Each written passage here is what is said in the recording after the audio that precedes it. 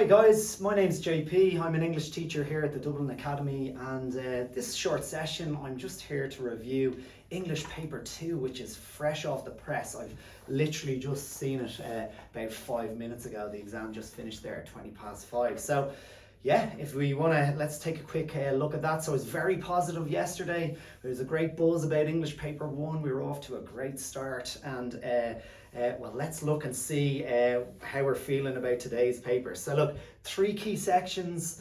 We have our single text, our comparative, and our poetry. Let's go through it one by one. Single text, that's Macbeth. For most of us, very happy here. I think the happiest out of the 3 sections, definitely. I felt the 2 Macbeth questions were very nice. They've been very gracious, those lovely people who decide on what we do in the summertime.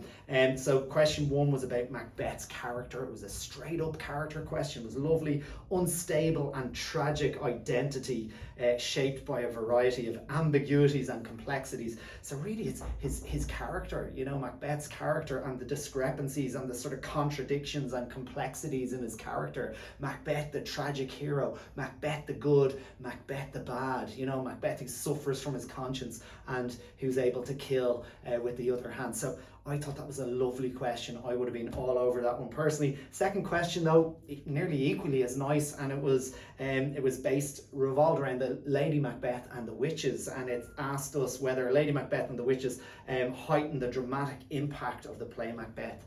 And so you'd have to focus on those characters' roles in the play. I really thought that was a nice question. You know, you could look at things like their straight up role in the play, but you could also look at their, you know, Lady Macbeth's soliloquies. You could look at the role of the witches, things like pathetic fallacy and, you know, other themes that the witches were able to bring in, and apparitions. And look, there was a plethora of stuff that you could talk about there, and lots of different ways to shape those essays. So I was happy with those 2 questions, which largely revolved around, you know, character, relationships, themes, and very nice, I believe, and I'm hoping you're with me on that one. And in fact, if you were one of the sort of few who were doing maybe another single text in general was very decent this year. So I'm hoping you're all in agreement there. Section 2 was the comparative study, as we know. Look, all 3 modes were coming up this year, so we had technically 6 essays to choose from. I know people would have narrowed down. For me, just glancing through, I thought general vision and viewpoint and literary genre, the way the questions were asked, were a little bit more straightforward than theme or issue. I thought theme or issue this year was the hardest question, just in terms of the way the keywords came up on the page. But look, general vision and viewpoint asked about the level of compassion and kindness in a text. And through compassion and kindness, you were able to see the author's vision and viewpoint. So I really liked the way that question was asked. And there is a couple of angles on that essay. You could have looked, if you were lucky enough to have studied texts where there were evidence of compassion and kindness, that was the obvious way of going at it. But you may have studied a text which was full of brutality and bleakness and pessimism, but you could have sort of taken a slightly different angle on that question. So I thought that question was nice, and I also liked the second question, which asked us about characters, the response of characters to personal or societal crises, and how that allows us to see the general vision and viewpoint. And look, for me, forget about societal crises. You may have studied texts where there were societal crises, like maybe a war or a revolution or whatnot, but you may not. You may have other texts where it was just a personal crisis, a personal issue for the character. And we've all studied texts where there were personal issues and how a character deals with the personal issue and how they get around that. So you could mixture of both. You could have personal issues or crises and societal issues or crises, and just how the character deals with that, copes with that, or doesn't cope with that, and how that shows you the general vision and viewpoint.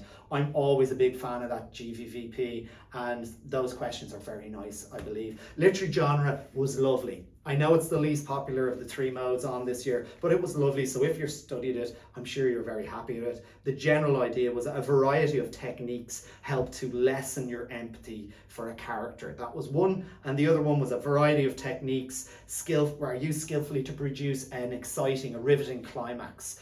So I thought they were both very nice and very straightforward. That brings us on to theme or issue. There was a little more thought involved in this question, definitely, and this is where the paper did get a bit harder. So the split question asked how contradictory aspects of human nature emerge from a study of a particular theme or issue. So really what they want you to do is, whatever your theme or issue is, you base it around the key character or key characters in the text, and see the key phrase in the question was contradictory aspects of human nature. So you had to sort of base it on how a character could maybe be contradictory in certain situations or in certain texts.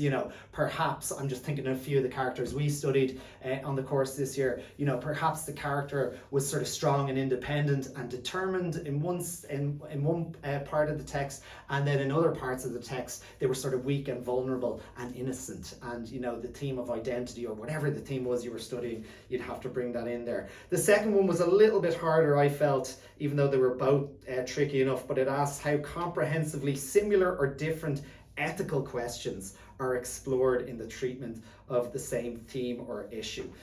So look guys, that was the comparative this year. Like I said, I thought the general vision, viewpoint and the literary genre questions were a little bit easier than the theme or issue. But look, always with comparative, everybody is in the same boat as you.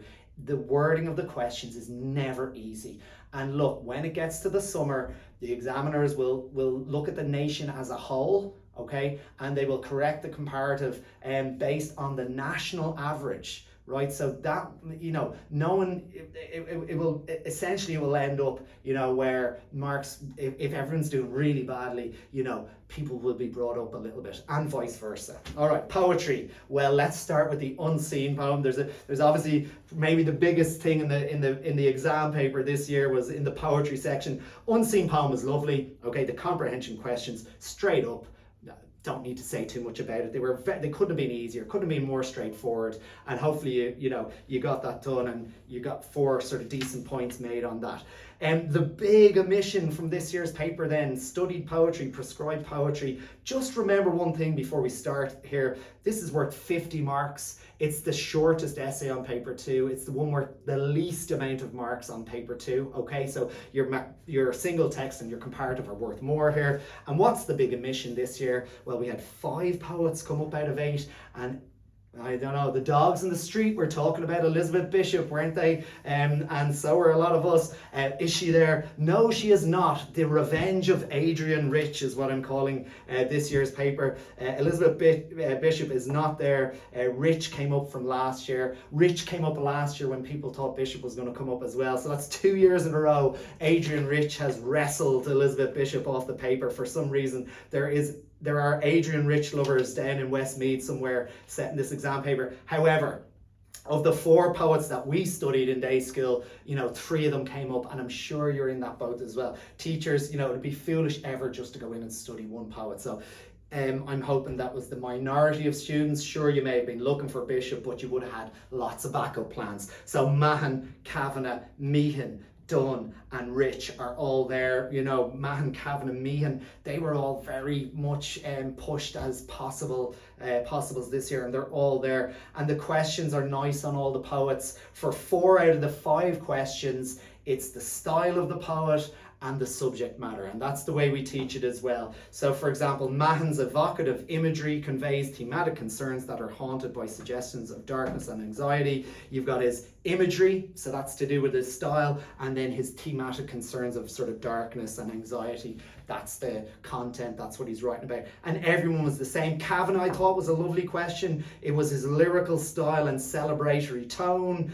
to convey, mundane realism and bring sort of the mundane, the banal of life, wallow in the habitual, to bring that into sort of a more, to bring the sort of average everyday into, something beautiful, make something beautiful out of it. Paula Meehan, my favourite, she came up really nicely this year. Forceful, skillful language to create to challenge oppressive forces identified in her poetry. Lovely, because she has that political kind of societal troubadour in her, doesn't she? And that question came up nicely.